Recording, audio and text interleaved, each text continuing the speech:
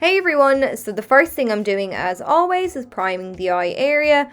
I'm using the Urban Decay Primer Potion, no surprise there. I think it's one of the best on the market. It's one that I repurchase time and time again. It just does a really good job at prepping the eye. It helps the shadows to go on nice and smoothly. It enables them to blend really easily and it enables the shadows to really pop. So, big fan. I have another tutorial then today on the new Urban Decay Stoned Vibes palette. If you want to see the look that I created previously, you can check in the description box below. But I'm starting out today with the Shadow Antidote. It's a really nice peachy matte eyeshadow, and I'm using this today as my transition shade. Now I'm applying this with the fluffy end of the double-ended brush that comes with the palette. I'm not really a big fan of this brush compared to ones that have come in previous Urban Decay palettes. That's why I actually didn't use it in the first tutorial. But I want to show you that it actually does work. You can create a look with it.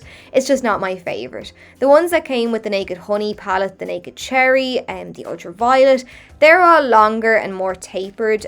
This blending brush is much shorter and flatter. But look, as I said, it does the job as you can see here. So it's double-ended. The other side now, it's kind of smaller, it's flatter, more dense, it's slim and flat, and it's good for packing on colour onto the lid, but it's just not my preference for applying shadow to the lower lash line. I prefer a bullet-shaped brush, but again, does the job fine. So I flip the brush back around now and I'm just smoking out those edges. Next then, I'm taking the shade Hexed, which is a warm matte brown eyeshadow, and I'm using that same brush now to apply the colour into the crease.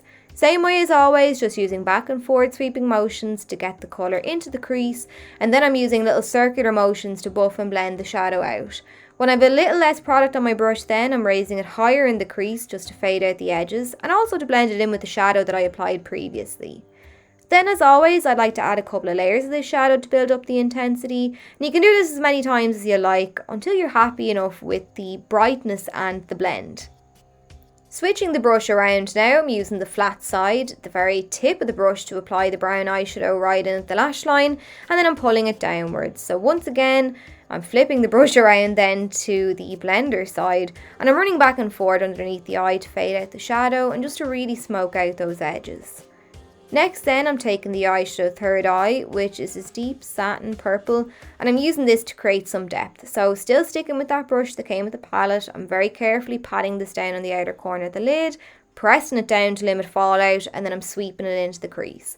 And I find this brush doesn't pick up a lot of product, which I suppose is good because you don't have to then worry about over applying the shadow and then have the stress of trying to blend it out. You can gradually build up the colour, so I suppose compared to the video last time, the purple was much more apparent when I used one of my own blending brushes. Again, not a bad thing, like I said, it can be useful for building up the intensity. So now again, I've just added the shadow down along the lower lash line, and then I'm going back in and building up the intensity. So I always apply the shadow down along the lower lash line too, in the same way as above, because I don't want the look to be top heavy. So I've done that, now reapplying to build up intensity, and then I'm moving on to the marble eye shadows. So I'm beginning with Ojo, which is just this gorgeous blue. It's got nice shimmery purple flecks running throughout as well. And I'm using a flat C-shaped brush to pat this onto the eyelid. So prior to applying, I sprayed my brush with the All Nighter setting spray because this shadow was very chunky in the pan and I didn't want a load of fallout down my face. Plus then the shimmery particles are going to pop a bit more, so it's a win-win anyway.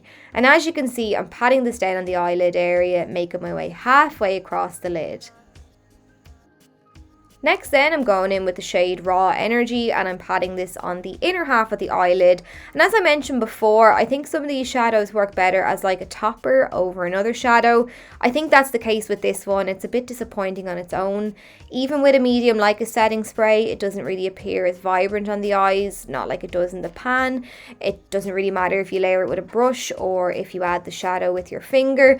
I just think it takes a lot of work for it to look semi-decent on the eyes, and it's just much more, I suppose, impressive looking in the pan, but you can get a nice finish. So looking at the eyes now, I felt the look wasn't coming together. The warmth in the crease with the cool tones in the lid just didn't really look all that great. So what I'm going to do now is just intensify the crease area. I'm using the shade Third Eye on a tapered blending brush so I can be more precise with my application, and I'm reapplying this into the crease to deepen it up and to mute that warmth slightly. Next then, I'm going in with the eyeshadow Blackout from the Naked 2 eyeshadow palette, another oldie but a goodie, especially if you like cool tone shadows. So I'm just using a little pencil brush now to very carefully tap this down on the outer edge of the eye. I'm flicking it from the lash line upwards at an angle towards the crease, and then I'm switching to that small taper blending brush once again, and I'm going to work the shadow into the crease. So starting on the outer edge of the eye, pulling the shadow upwards and outwards towards the crease.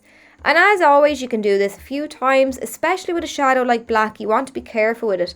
You just want to use it to add some depth. You don't want to overpower the look. We still want to see those shadows that we applied previously because it's all about creating a gradient.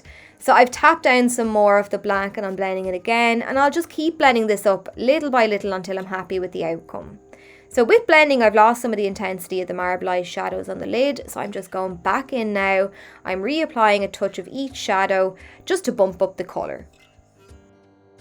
To line the waterline, I'm going in then with the Urban Decay 24/7 Glide On Eye Pencil in the shade 0. It's just a plain black pencil, and I'm also smudging this down onto the lash line slightly as I'm applying.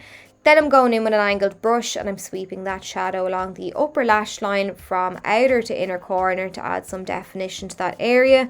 And then I'm also tapping over the black that I smudged down into the lower lash line as well, just to smoke that out. As well, because I'm applying the black eyeshadow over the liner, it's going to set it in place, it's going to make it last much longer, and it's going to appear kind of much blacker as well. Then I'm going in with the Urban Decay brush again, the smaller side, and I'm sweeping a little of the shade Third Eye just on the edge of the black of the lower lash line to diffuse the edges and to make it look really nice and smoky. And then finally for eyeshadow, I'm taking the shade Opal Aura, and I'm using this shadow to highlight around the tear duct of the eye. And to apply this, I'm just using a small bullet shaped brush from Wet n Wild because it's going to really pack the colour around the edge there. As you will have noticed, I added some lashes. I think this is the style Milan from Sosu.